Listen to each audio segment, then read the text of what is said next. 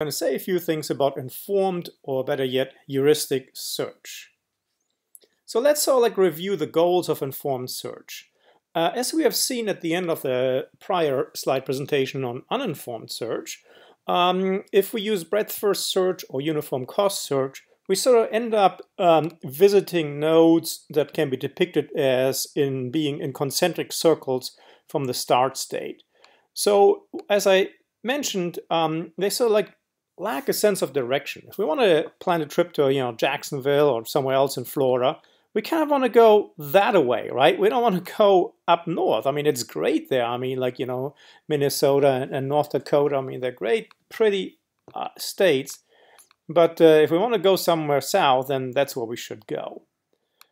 So how do we do that? Well, what we would like is we would like to explore states or cities, if it's navigation systems, sort of like in these concentric behavior, right?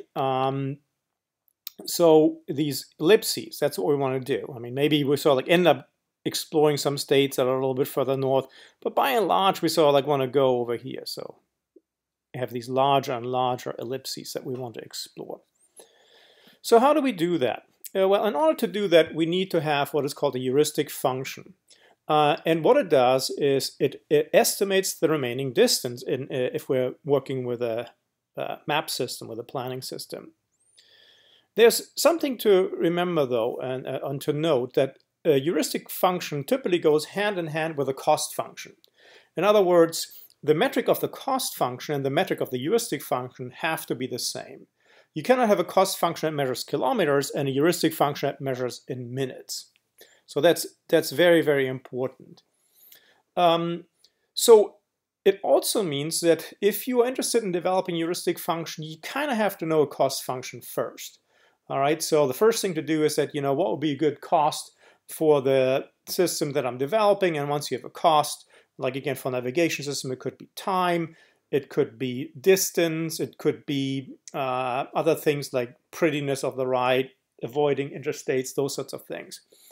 Once you have that, you can sort of think about, okay, now that I have the cost, which is hard information, right? I mean, you set a timer, okay, it took me 3 minutes to get from here to here. You look at the odometer, it was this many miles, this many kilometers from here to here. You then want to have an estimate. So what's a good sense, how many miles, how much time is it from here to Jacksonville, Florida, right? So that's what you have to do. You have to estimate it. We will talk about this later today or in the next slide presentation, but it's very important that you always underestimate. Okay, you should never overestimate. So in the context of a navigation system, then as the crow flies is a good heuristic. As you know, if you drove in a lot in the Midwest or in the North or in the West, some of the roads are just like straight as an arrow, right? But still, they're not going to be shorter as the crow flies. If you have driven a lot in southern Indiana or in the East, the roads are sort of curvy, and so there the crow flies certainly underestimates. As the crow flies, by the way, is a straight line distance between two cities. Now, based on the presentation on uninformed search, we already know that the search algorithm does not change. What changes are the data structures that are being used, a queue, a stack, a priority queue. And the good news is we're not going to change much for the heuristic search algorithms. We're going to continue to use the priority queue. The only thing that changes is the evaluation function that is being used to evaluate states and the size of the priority queue and the way we use the evaluation function, the different combinations that we're going to look at. So what we're going to look at is we're going to look at some key algorithms that are used here. We look at greedy search, at beam search, at best first search, and at A*, which is sort of like the Cadillac of all search algorithms. Now I should tell you that the notation is not standardized. I mean, some people use best first search like as a category. I'm following one of the most predominant books in the field, the Russell and Norvig, which is used by over 90% of AI courses in the world. And they sort of describe best first as a particular algorithm rather than as a category of algorithms. So let's start with greedy search. So in greedy search, we use the heuristic and only heuristic function, but we always only consider the best choice among the children. again, the children are evaluated by the heuristic function, and then greedy search only places the one on the priority queue that is the best one. It has the highest or lowest value, depending on what we're optimizing. In other words, the length of the priority queue is never more than 1. So what we could do is we could actually use a simple variable rather than a priority queue. As the name so suggests, this algorithm is not guaranteed to find an optimal solution. However, I should tell you that it's used quite a bit to find a ballpark solution for more powerful optimizers such as swarm intelligence techniques. Those algorithms oftentimes need to have some sort of like sense of what is a decent solution to be able to do well. Let's move on then. So beam search is what can be considered a more general, more reasonable version of greedy search. So rather than just keeping always only the best child around, we sort of like keep a limited number of good solutions around, or good, not solutions, but good points in the graph. So we keep a limited number of values on the priority queue. So the priority queue is length limited. Again, this is a popular algorithm. It's used quite a bit. And again, it's sort of helpful in areas where the branching is quite large. And so chess is an example of that. Because a lot of times we don't need to consider all situations. We just need to consider a handful or two of situations. That's just good enough. Then best first search is an extension of beam search where the queue is unlimited. We'll just put everything on there. And again, it typically does a little bit better than beam search. I don't know. I have not looked at evaluations. I don't know how much better it does. So now we're going to look at, not the Cadillac, because nobody wants to drive a Cadillac anymore, right? We're going to look at the Tesla Model S Level 5 autopilot of search algorithms. And that is called A star. In it, we use the heuristic function and we combine it with the cost function that we have seen in uniform cost search. So we do both.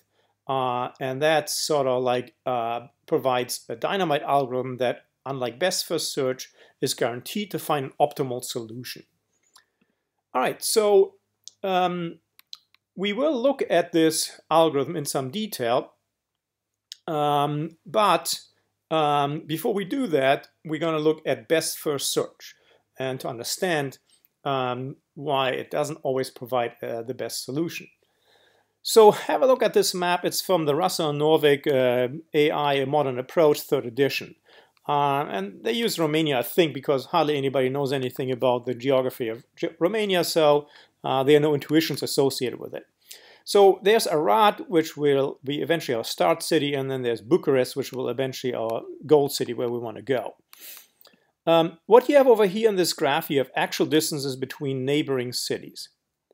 What we have over here is the straight line distances between a given city and Bucharest. So they're all the cities on the map to Bucharest. So obviously 0. From Arad is 366, I assume, kilometers.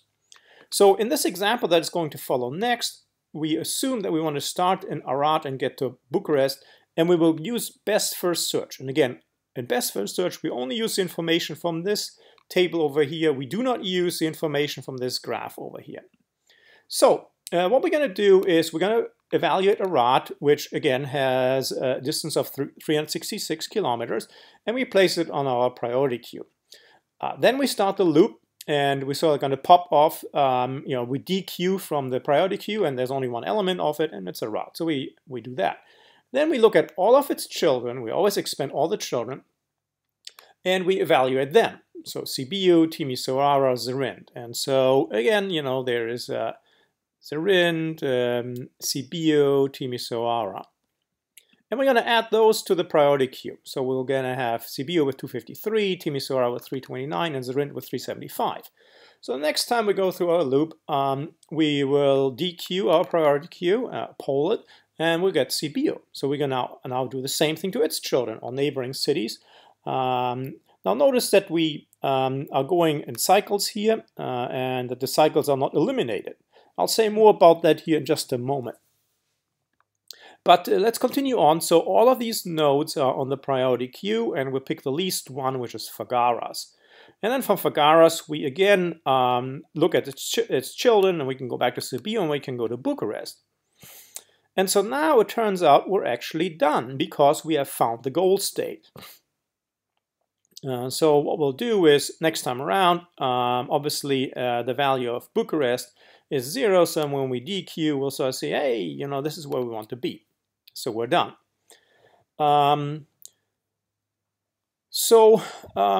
A few notes. Notice that it doesn't detect cycles. We have cycles on here: Arad, Sibiu, Fagaras, Sibiu. We'll kind of get in the way with this thing because the distances are so large. They sort of like really spread out the values here, right? Imagine if it were a game, we'd probably only have a value from 0 to 50 or something like this. And so there's a lot of game states that have the same value, say 3 or 2 or 5. So while we're getting away with it, it is still not recommended. So you shouldn't suddenly sort of say, oh, best first search, let me remove that portion of the algorithm where I check whether things have already been explored. Don't do it. It will still run so much faster. The other thing that we will notice here in a moment is that the path that we have found is actually not the shortest. So we have Arad, Sibiu, Fagaras, Bucharest. So Arad, Sibiu, Fagaras, Bucharest. Look at this. This is the same, but then look at 99 plus 211, which is what? 410. But if we were to go through these 3 cities, we would definitely find something that is less than 410. So again, a pretty good solution, but no guarantee of an optimal solution. So what we're going to do next is we're going to look at A star. So A star, as I mentioned before, has an evaluation function that uses 2 components: the cost so far and the heuristic estimate of the remaining costs. So G and H, F is G plus H. So the same environment, but now a different evaluation function. So again, we place Arad on the priority queue, PQ. It is the estimate of the remaining distance plus, we haven't gone anywhere, 0. So it's 366.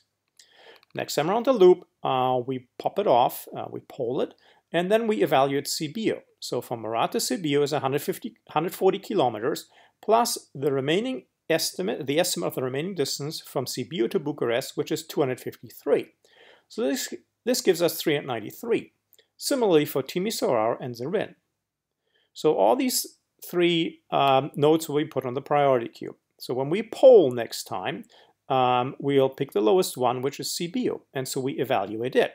So now we again put Arad on it, and notice that because we went in a cycle, it's really getting prohibitively expensive, but you still shouldn't put cycles on the priority queue. So we now have all of these leaf nodes in the graph in our priority queue, and the lowest one, the one on the front, will be Râmniciu Vâlcea. So we'll pick that one here next time around.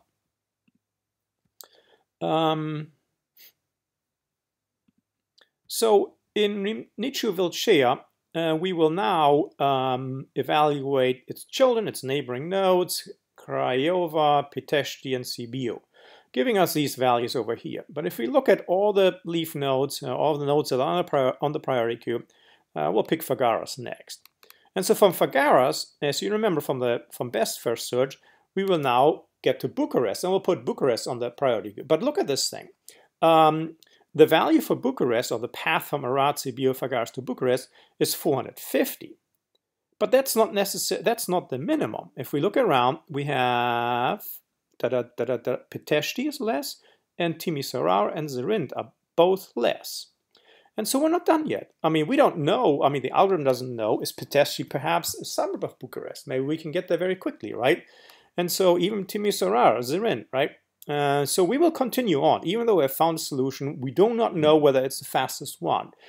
There's a possibility that the path from Zărin, Timisoara, and Zărin, Pitești, Timisoara, and Zărin might be shorter. So we will continue on. So which is the shortest one? Pitești. So we will explore it next. And so from Pitești, yes, we can go to Bucharest.